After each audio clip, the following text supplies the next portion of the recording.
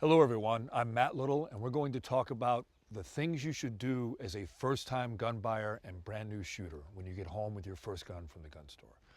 We're going to walk through this using this Taurus GX4, and I'm going to explain a few things that are kind of essential when you're beginning your journey with firearms and with shooting with your first gun.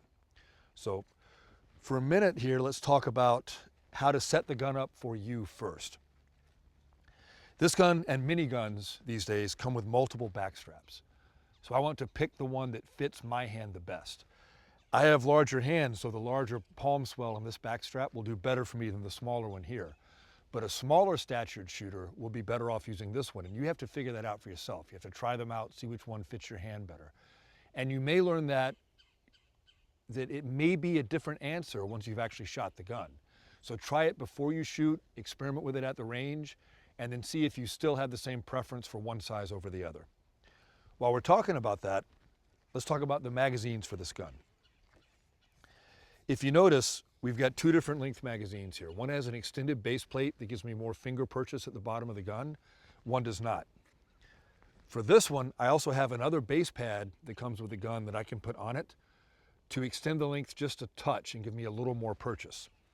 Now, if I used this small magazine without the base plate in this pistol, with the size of my hands, I'm not going to have any purchase with my little finger on the gun. This hand, I'm not going to have any purchase with my little finger on the gun. So for me, I would prefer to use this magazine length instead, because now I can get my entire hand on the gun and get good solid purchase on it with both hands and get a good shooting grip. But once again, your hands may be a different size than mine, you may be smaller statured. The best option for you may not be the best option for me. So you want to try that out, experiment with that, see which one you prefer the best there as well. So the next thing I want to do, now that I've done that at home and kind of fitted the gun to my hand at home, is I want to go to the range and I want to take the gun out and shoot it in live fire. And this first range session isn't meant to be a high performance training session. You're not going to be trying to replicate the latest high-speed shooting drill you've seen on YouTube or Instagram. All you're going to be doing is basically doing a functions check of the gun and to see where your sights print at given distances for the ammo you're using. Understand, and a lot of people don't realize this at first, this is training ammo. This is full metal jacket.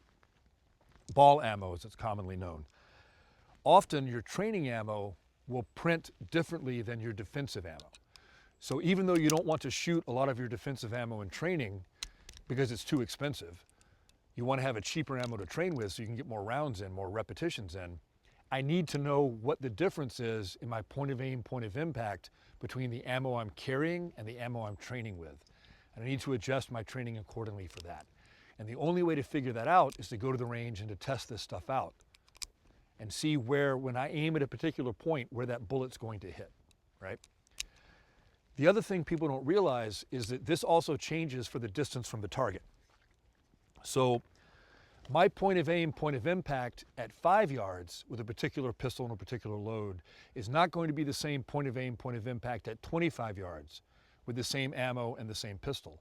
And I have to understand what that's going to be like at the different distances I might be shooting at. So that's also a process you have to go through as you acquaint yourself with this particular firearm and acclimate yourself to how it functions. The other thing I'm doing here is when I go to the range for the first time, I'm going to shoot several hundred rounds and ensure that the weapon is malfunction free. If there is a malfunction, I need to find out why it's doing that and make sure I can have the weapon be reliable for me so that when I need to depend on it, it's going to function properly. So I'm going to load up the gun now and we're going to see where this gun prints with this training ammo at the distance I'm at compared to where I put the sights.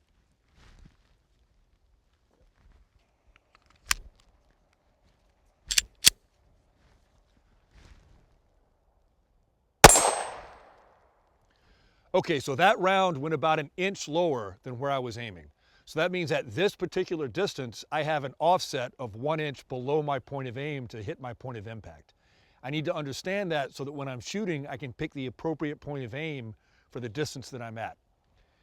Now that I understand that, I would get some other data at the range about different distances and then just continue with just putting rounds through the brand new gun and make sure that it's going to be reliable and dependable for me.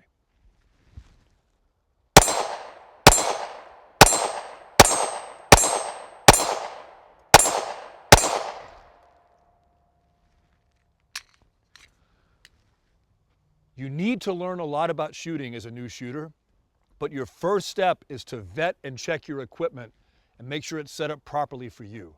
So if you do that first, you're going to have an easier time working on everything you need to work on with the firearm to become proficient at it for self-defense.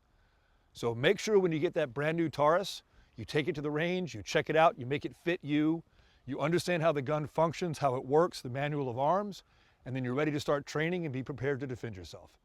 Another important thing you need to do with your new firearm is you need to make the decision about whether or not I'm going to run an optic or run iron sights. This gun is optic ready. All I have to do is remove this plate. I can mount an optic on here, take the optic to the range, zero it, and then use that. I strongly recommend the red dot even for new shooters for a variety of reasons. It makes it easier to learn how to shoot, and it's also a more accurate sighting system for your pistol. But that doesn't mean it's essential. There's certainly nothing wrong with running iron sights. That's a choice you're going to have to make for yourself. It's a very personal one. But understand that if I decide to go to an optic on this pistol, then I'm going to have the additional process of zeroing that optic as well.